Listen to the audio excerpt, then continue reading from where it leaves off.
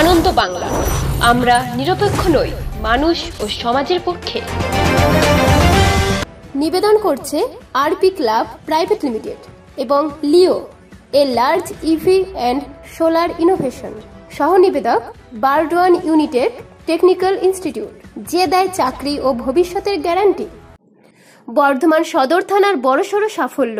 শেখ রাজ্জাক নামে এক যুবককে বর্ধমানের টাউন স্কুলের কোর্ট চত্বরের সামনে থেকে সন্ধ্যা 8টা নাগাদ আটক করা হয়। ওই যুবকের কাছ থেকে একটি 9mm পিস্তল, 3 রাউন্ড কার্তুজ উদ্ধার করে পুলিশ। পুলিশ সূত্রে জানা গেছে এই যুবকের বাড়ি টেংরা থানার অন্তর্গত কলকাতাতে। পুলিশ সূত্রে জানা গেছে এর আগেও এই যুবকের নামে নানান কেস রয়েছে।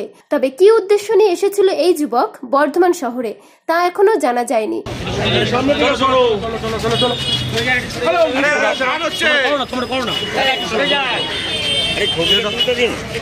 ছবি তোলো না, আর ছবি তোলো না, দেখতে আমাদের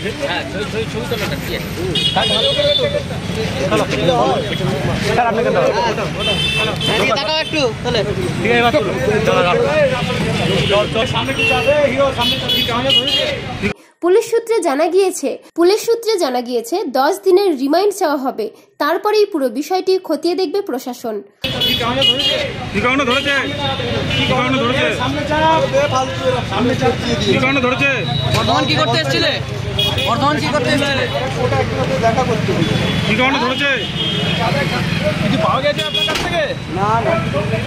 এমনি ধরেছে নাকি?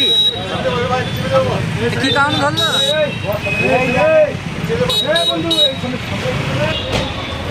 পূর্ব বর্ধমান থেকে দেবাশিস ঘোষের রিপোর্ট, আনন্দ বাংলা।